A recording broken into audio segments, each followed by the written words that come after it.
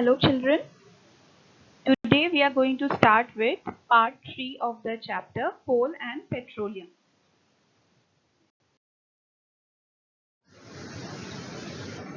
Okay हमने अपने last class में फॉसिल फ्यूल्स के बारे में पढ़ा था। अगर आपको याद हो, मैंने बताया था फॉसिल फ्यूल्स होता क्या है और फॉसिल फ्यूल्स जो है उसके 3 टाइप्स थे। पहला था कोल, दूसरा था पेट्रोलियम और थर्ड था natural gas. So we have already discussed about coal in our previous class. Today we will be discussing about petroleum.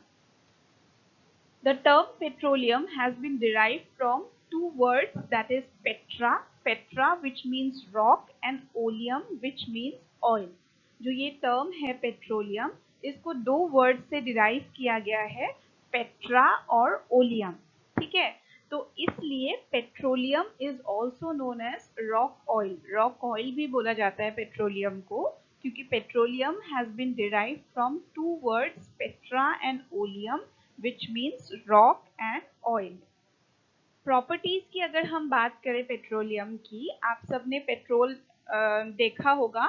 Petroleum जो होता है it is a dark oily liquid और इसकी जो ओडर होती है वो काफी अनप्लेजेंट होता है। अनप्लेजेंट मतलब बहुत शार्प ओडर होता है, बहुत तीखी ओडर होता है जो कई बार सिर पे भी चढ़ जाता है ना। So it is a dark oily liquid which has got an unpleasant odour. अब ये जो पेट्रोलियम है ये बनता कैसे है, यहाँ पे देखो, petroleum was form from the organisms living in the sea. जो सी एनिमल्स या प्लांट्स होता है उससे पेट्रोलियम बनता है। कैसे बनता है, देखो इसमें, as these organisms die their bodies got settled at the bottom of the sea and got covered by layers of sand and clay. Then, due to high temperature and pressure and absence of air, the dead organisms slowly got converted into petroleum and natural gas after millions and millions of years. तो क्या होता है कि जो organisms present होता है सी में, जब वो मर जाते हैं तो उनके जो डेड बॉडीज है they get settled at the bottom of the sea level. जो सी बेड होता है बॉटम में, वहां पे सेटल हो जाता है। फिर then with time they get covered with layers of sand and clay. Sand clay तो होता ही है सी में, तो वो सैंड और क्ले के लेयर्स बन जाते हैं उन डेड बॉडीज के ऊपर। अब over millions and millions of year, बहुत सालों के बाद, because of very high temperature and pressure, जो वो डेड एनिमल्स एंड प्लांट्स होते हैं which are covered by sand and clay, they finally get transformed into petroleum and natural gas. इसी process से पेट्रोलियम भी बनता है और इसी प्रोसेस से नेचुरल गैस भी बनता है। Is it clear? I hope you have understood. The sea animals and plants, when they are dead, they get settled at the bottom of the seabed. Then they are covered with layers of sand and clay. And because of high pressure and temperature, after millions and millions of years, they get converted into natural gas and petroleum. यहाँ पे देखो, यहाँ पे ये rock नीचे सी bed है और इसके ऊपर यहाँ पे ये ऑयल का लेयर है और ये नेचुरल गैस का लेयर है। गैस का लेयर ऊपर रहता है और ये ऑयल का लेयर जो है वो गैस के नीचे रहता है। ये डिगिंग वेल्स होते हैं जहाँ पे पाइप को सी बेड के अंदर डाला जाता है up to the layer where oil and gas is found, तो वहां से इनको डिग करके निकाला जाता है।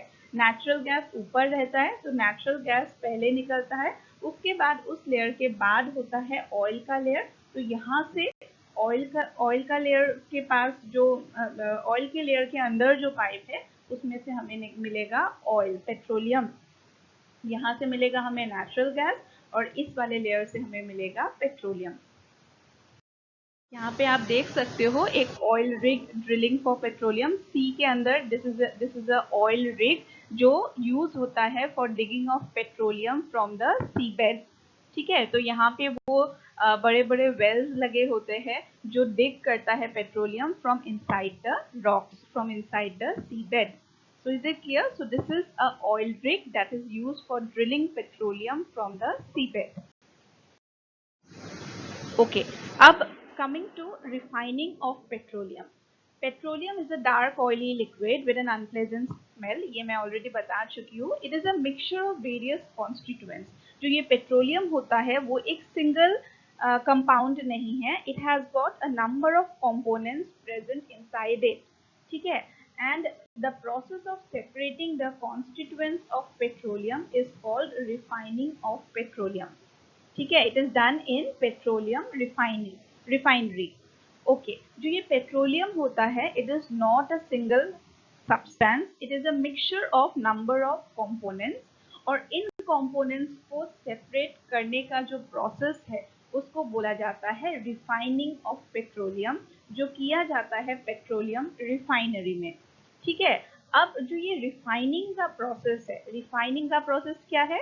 The process by which the various constituents of petroleum are separated. जो ये रिफाइनिंग का प्रोसेस है, इस प्रोसेस को किया जाता है by using a chemical procedure which is known as fractional distillation.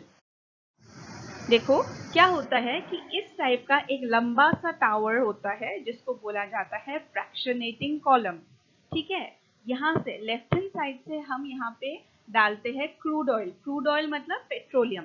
Petroleum को ही क्रूड ऑयल बोला जाता है. तो हम क्या करते हैं, लेफ्ट हैंड साइड से इस फ्रैक्शनेटिंग कॉलम के अंदर डालते हैं क्रूड ऑयल. ठीक है? अब जब हम हीट करेंगे क्रूड ऑयल को, इसको अराउंड 400 डिग्री सेल्सियस हीट किया जाता है. तो जब हम हीट करेंगे क्रूड ऑयल को, तो क्रूड ऑयल के जो अलग अलग कॉन्स्टिट्यूएंट्स होते हैं, तो उसके अलग अलग बॉइलिंग पॉइंट्स होते हैं. ठीक है? अभी अभी मैंने आपको बताया कि जो क्रूड ऑयल या पेट्रोलियम होता है वो एक सिंगल सब्सटेंस नहीं है, उसके अंदर काफ़ी सारे कॉन्स्टिट्यूएंट्स है. ठीक है? और उन सारे कॉन्स्टिट्यूएंट्स का बॉइलिंग पॉइंट जो है वो अलग अलग है. ठीक है? अब क्योंकि बॉइलिंग पॉइंट अलग अलग है, तो हम जब क्रूड ऑयल को यहाँ से इंट्रोड्यूस करेंगे, यहाँ से तो हमने सिर्फ लेफ्ट हैंड साइड से क्रूड ऑयल को इंट्रोड्यूस किया, लेकिन राइट हैंड साइड पे आप देख सकते हो कि अलग अलग टेम्परेचर्स पे हमें अलग अलग चीज़ें मिल रहा है. जैसे 600 डिग्री सेल्सियस हायर टेम्परेचर्स पे हमें मिल रहा है fuel oil, lubricating oil, diesel oil. जब आप ऊपर जाते जाओगे आपको मिलेगा kerosene, petrol, naphtha, gases etcetera. तो जो ऊपर वाले कॉन्स्टिट्यूएंट्स है उनका बॉइलिंग पॉइंट लो होता है, और जो नीचे वाले कॉन्स्टिट्यूएंट्स है उनका बॉइलिंग पॉइंट हाई होता है. ठीक है? तो इस प्रोसेस को बोला जाता है fractional distillation. Fractional distillation is the method that is used for refining of petroleum. Refining of petroleum का मतलब है the process by which the constituents of petroleum are separated.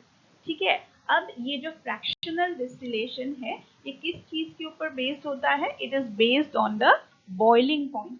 ठीक है? बॉइलिंग पॉइंट का क्या मतलब है? बॉइलिंग पॉइंट का मतलब है वो टेम्परेचर जिस टेम्परेचर पे लिक्विड गैस में कन्वर्ट होता है.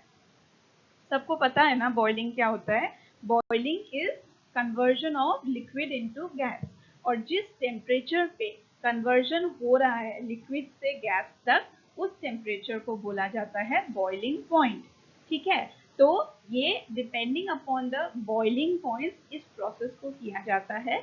जो कॉन्स्टिट्यूएंट्स होते हैं क्रूड ऑयल के, उनके बॉइलिंग पॉइंट्स अलग अलग होने के वजह से जब हम यहाँ से लेफ्ट हैंड साइड से क्रूड ऑयल को इंट्रोड्यूस करेंगे, तो इस फ्रैक्शनेटिंग कॉलम के अंदर अलग अलग बॉइलिंग पॉइंट रेंज होता है, और इसलिए हमें अलग अलग रेंज में हमें अलग अलग कॉन्स्टिट्यूएंट्स मिलता है.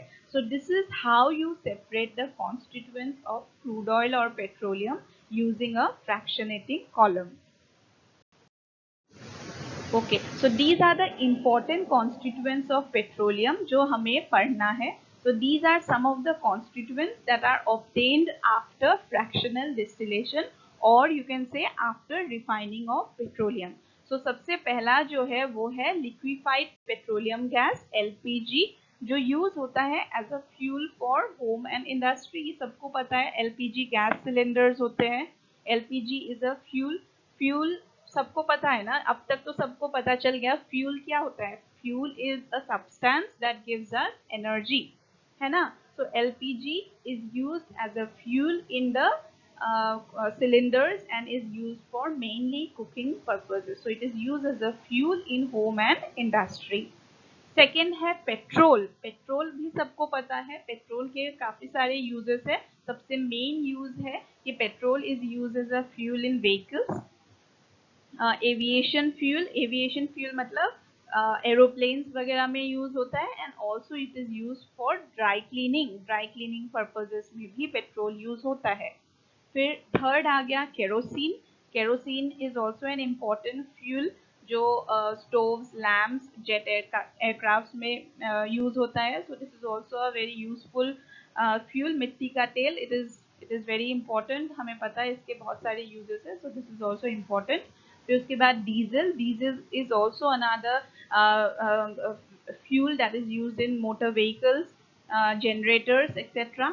Lubricating oil. लुब्रिकेटिंग ऑयल, उसका यूज लुब्रिकेशन, नाम से ही पता लग रहा है. लुब्रिकेशन का क्या मतलब है कि किसी भी सरफेस को अगर आपको स्मूथ बनाना है, मतलब उसमें फ्रिक्शन कम करना है. फ्रिक्शन के बारे में हम आगे पढ़ेंगे.